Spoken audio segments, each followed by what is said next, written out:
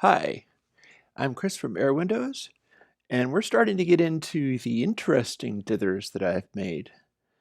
This one's a little special. It is called VinylDither. Sounds a little bit like surface noise, doesn't it? I'll compare it to TPDF dither like this. And you can hear that the TPDF dither is smooth, uniform, sounds like random noise. It's a little louder, whereas VinylDither, that's not the same kind of behavior at all. It's like groove crackle or something. VinylDither is a complicated noise shaper. What noise shaping is if you have dithers and they're causing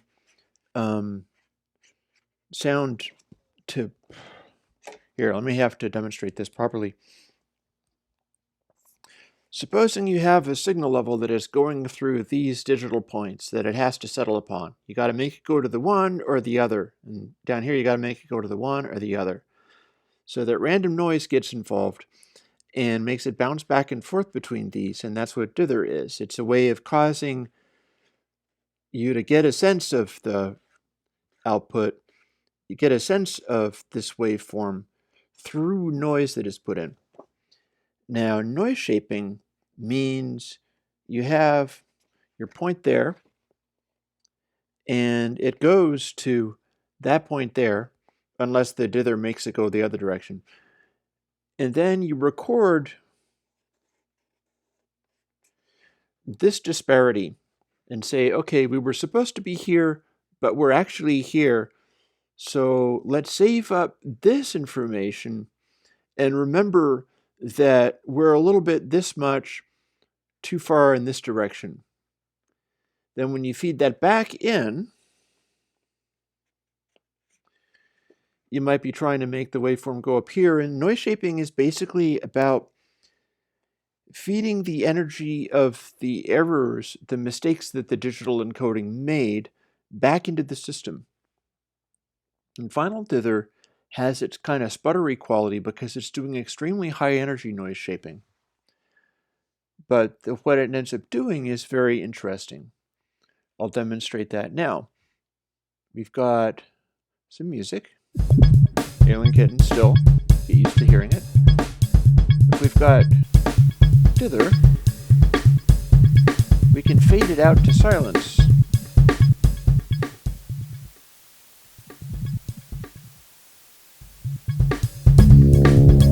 If we had truncation, we could fade it out to disgusting. That's no good. But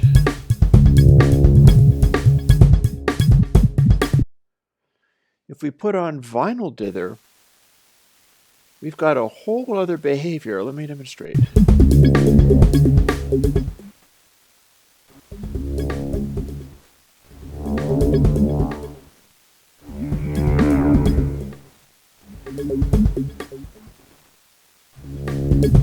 It seems to try to get even quieter as it goes down to silence.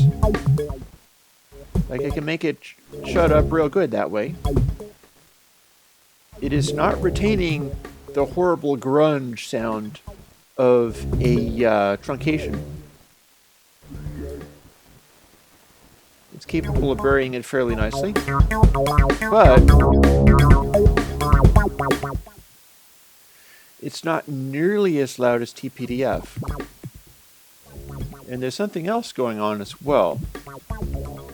Because of this complicated and very high intensity noise shaping, as it goes into the extreme silence, it accentuates the audio in an interesting way. Kind of similar to the high gloss dither, which made stuff a monstrosity of combined truncation and dither. This doesn't do that, but it still has unusual behavior down there, the silences. Here we got a good powerful silence, and then as we start sneaking it in,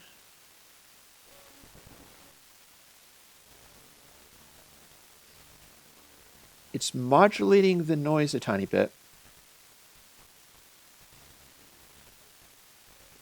which goes along with the whole vinyl surface noise kind of ethic. But we can hear this incredibly faint detail. Hear it back there?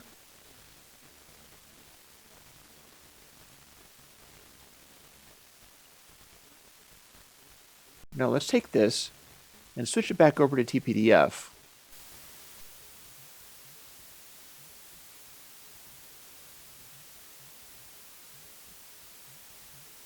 I don't know about you, but I can't really hear that. It's a little bit too far. It's a little bit too buried in the noise.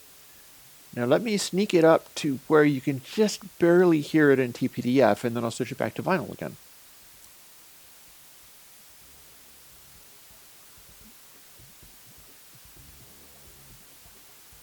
There, I like that. And I'm still having a hard time getting pitches and things, but I'm hearing some activity in there. Now,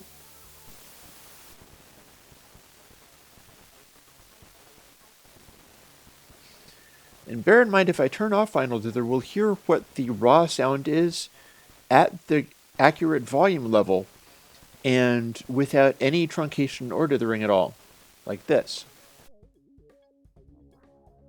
So this is what we're supposed to have at this volume level. TPDF, pretty suppressed. VinylDither,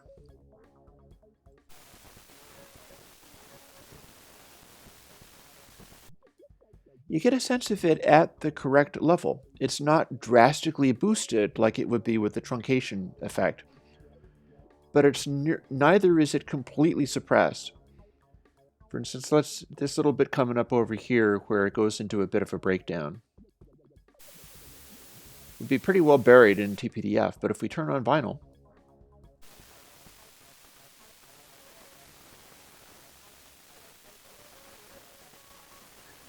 it really does kind of feel like a analog physical process going on.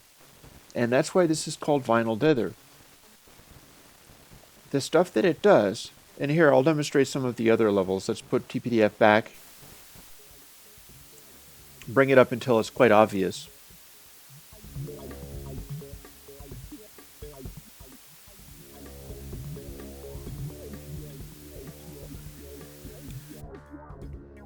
See, this is at a level where you can pretty plainly hear what's going on through the TPDF.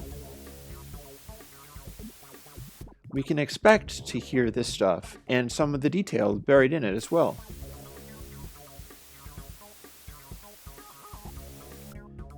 But when we put VinylDither on at this level,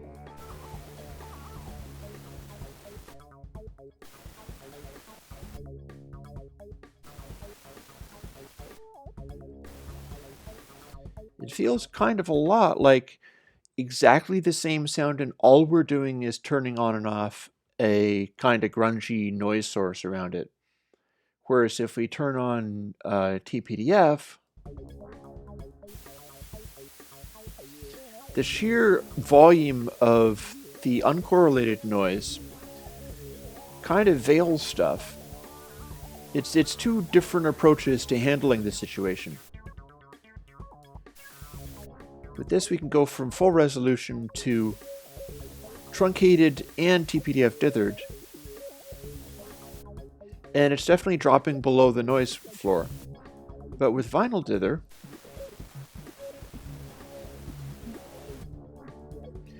it feels like there's literally no change to what's behind the noise. It's just that we've got this noise that's poking up out of somewhere. And it's not even continuous noise, it feels like an additional noise source. It feels like just something being added.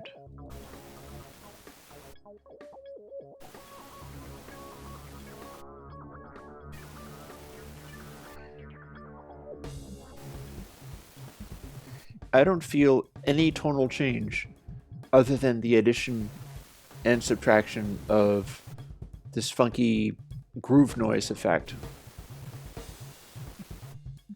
Whereas with TPDF, which is correct, TPDF is technically correct dither, but the intensity of the noise and where it sits in the audio field,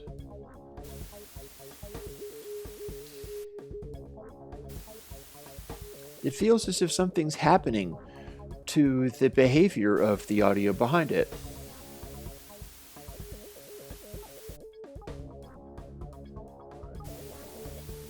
Like the balance of it is altered somehow, like it's dulled or fussed out somehow.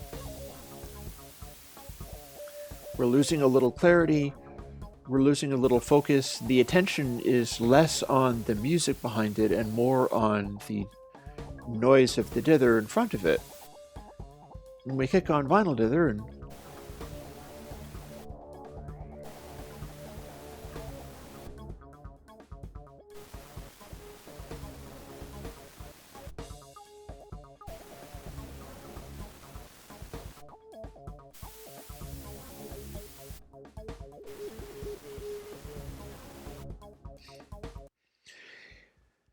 I think VinylDither is a very interesting approach.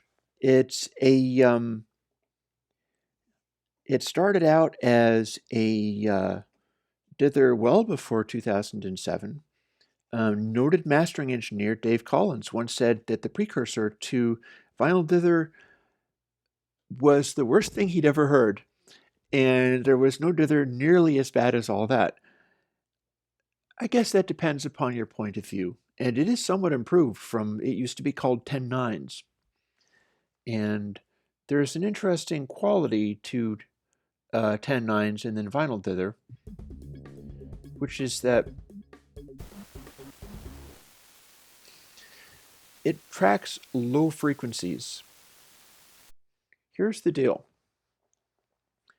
10.9s was based off of the concept of DSD audio.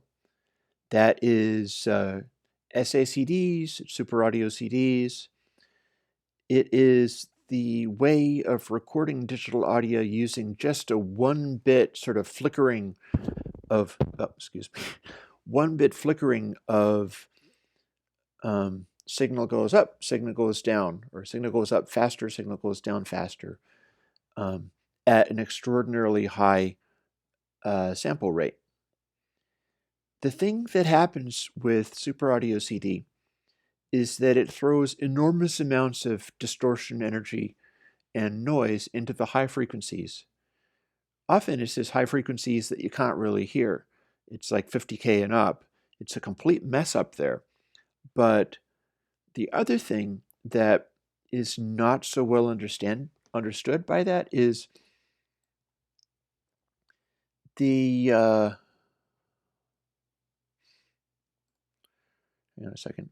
I have a demonstration to make. SACD has a steadily decreasing error as the frequency drops.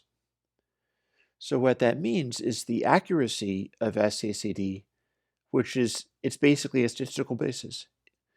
The accuracy of it goes up and up and up and up as the frequency lowers until it is impossibly accurate down around DC.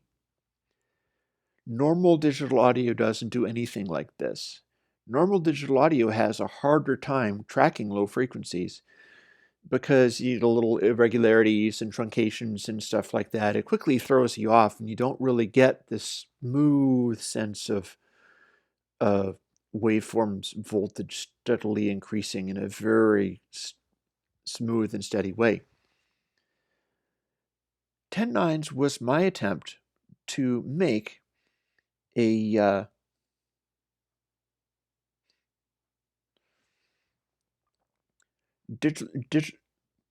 dither for PCM audio that behaves the same way as SACD. It has a nasty crackly noise to it, but the error continued to decrease until down around the super subsonic tones, you totally latched on and could plainly hear the information down there. Now what I've got here is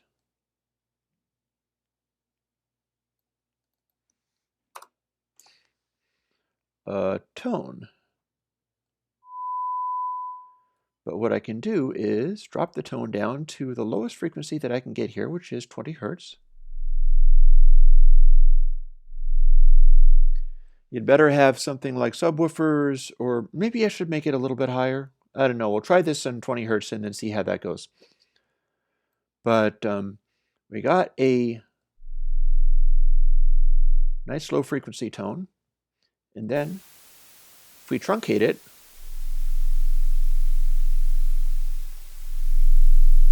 in theory, we can hear this through the 24-bit dither.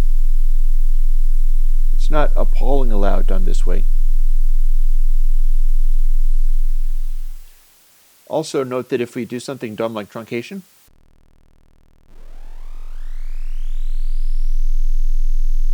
we have a horrible, horrible result.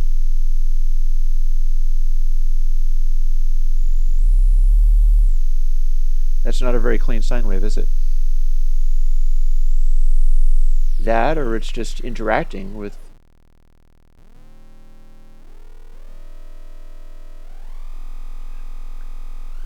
See, this is what happens to your low frequencies when you truncate. Don't truncate.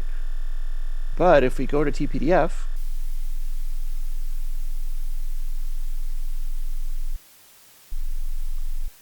we kind of hear something's happening. But when we go to VinylDither, which does this incredibly elaborate noise shaping to latch onto stuff like that, check this out.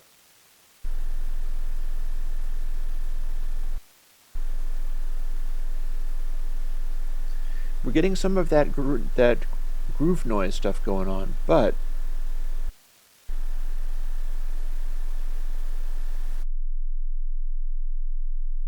here's our waveform.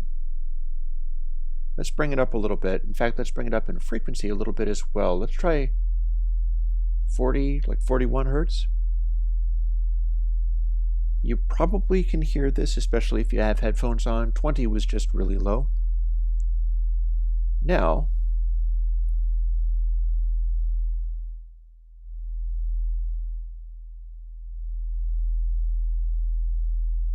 TPDF and vinyl.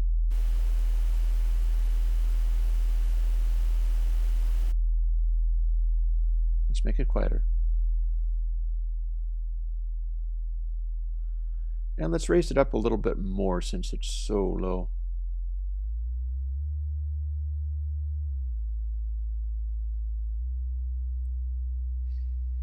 TPDF.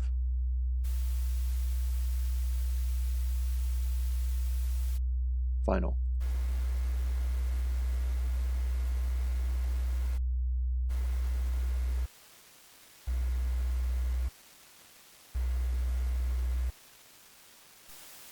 TPDF. Now we're getting some interaction. I'll make that clear. For instance, if I adjust a little bit,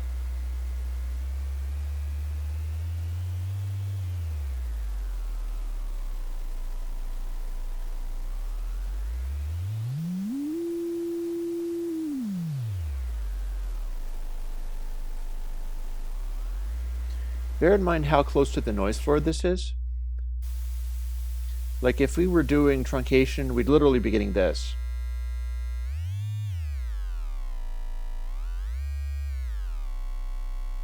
And if we were doing flat, we'd get this.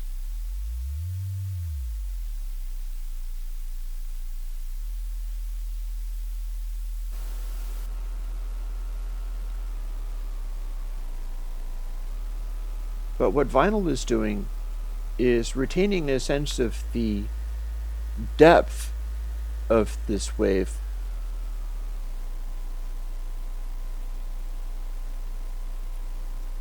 In a sense that can get lost in the TPDF. The noise just kind of overwhelms it.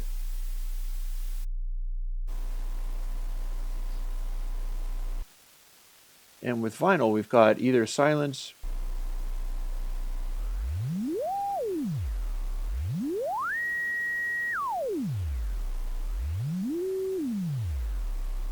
again, it's acting kind of like a physical process of some kind, a limited analog process, where the groove kind of grinds a little bit in there. whereas the correct TPDF stuff completely lacks any of those artifacts, but you can lose the wave as it drops.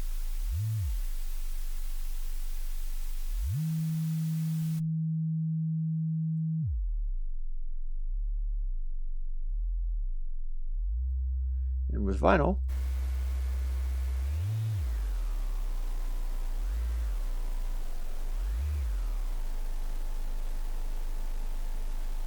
it's difficult to describe this or explain it because one of the issues with it is it's very obvious hearing the trade-offs here.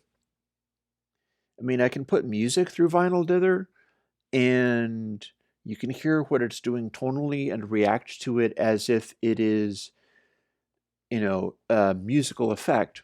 When I start putting sine waves through, it highlights every single trade-off that this dither makes in order to do the things that it does. And yet you can still pick up some of what I'm talking about. The fact that little grind there chases the waveform and follows it, or in a way that it doesn't in TPDF, even as it drops down to these frequencies. Well, when we kick this in, we've got the sort of groove crackle noise thing going on, and that can't go away because that is just what you get. This is normally what you'd get off of the noise floor of digital audio. You can't have something for nothing. So you go with this, and then you fire up the sine, and you hear that it's developed an overtone. But then as we drop down, I'm hearing, if you don't hear it, that's okay too, but there is that low frequency component, and it continues to get stronger as it goes down.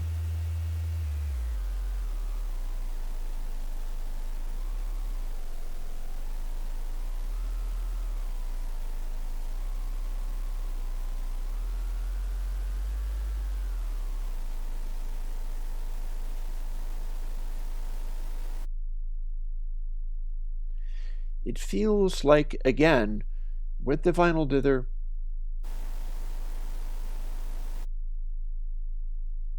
it's just adding on top of the existing sound at exactly the right level that it's supposed to be what the combined noises of the noise floor.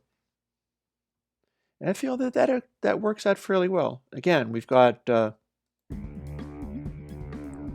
very faint and quiet music here that's easily buried and distracted by TPDF dither. And then we fire in the VinylDither.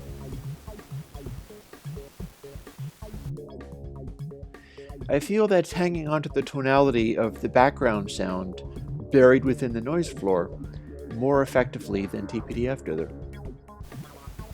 It's a trick, it's a sonic trick, but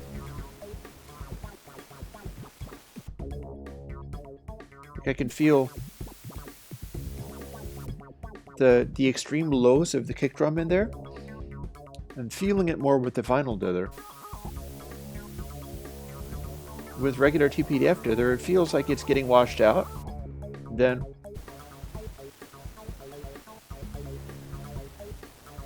you can hear the sort of thump in there. And when I turn it off, you see that that's actually present. That's what the sound is.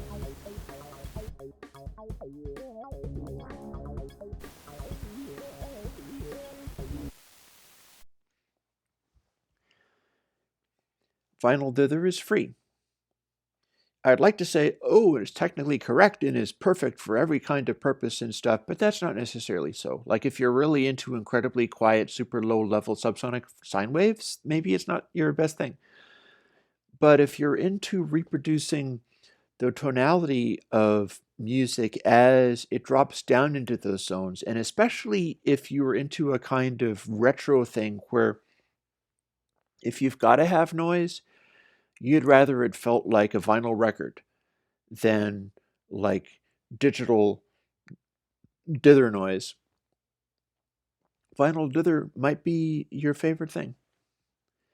My whole purpose of doing this is to put out these dithers and word length reducers in such a way that you get to choose different kinds of things, different approaches.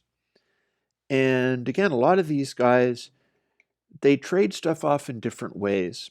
I'm always trying to get different results around the noise floor or different ways in which, as it drops beneath the noise floor, what happens, what you retain, like with VinylDither versus TPDF, you retain more of the expansiveness of the tone that you're working with, which is accurate. You turn it off and hear the same qualities that are coming through. Yep. It is just another option. It's another dither option. And I do hope you like it.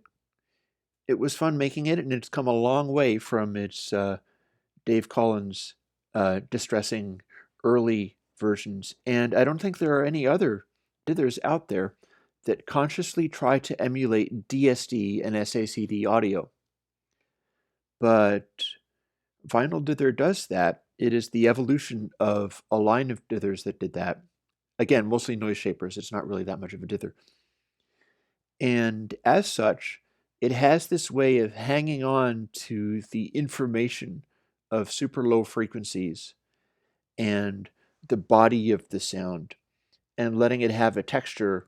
I can take it and fade the sound in and out of complete silence and show you what that does, which is rather interesting. We get VinylDither going.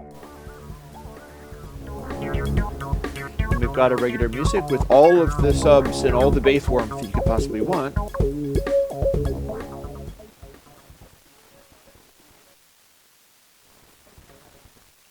Nice sort of crackly but faint noise floor. And then down around 0.02, you can hear something musical in there. It's supposed to be this. Should be able to hear that underneath the noise.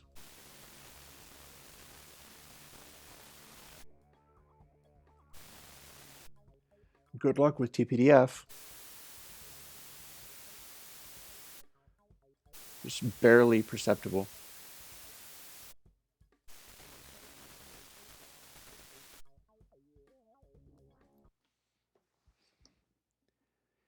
If you'd like me continuing to do these researches, support my Patreon. Ever since Kagi shareware went out of business and I didn't have a payment processor, Patreon is all I do. And all of these plugins are coming out for free because that's just how Patreon rolls, and frankly, I'm happier with it that way. I like the idea of being able to give plugins to people who maybe can't afford to run around throwing a lot of money, much less a monthly fee, at their musical explorations. Why should you have to just stop unless you're engaged with the commercial, making money doing music kind of thing? As if people can do that these days. No, I would prefer to be part of the following thing that comes along after that, where I just give you tools because I want you to have them. And then if enough people like that, and if you don't think there's enough people, tell more. If enough people like that, I should be fine. There's a lot of people in the world making music. Hope you enjoy VinylDither.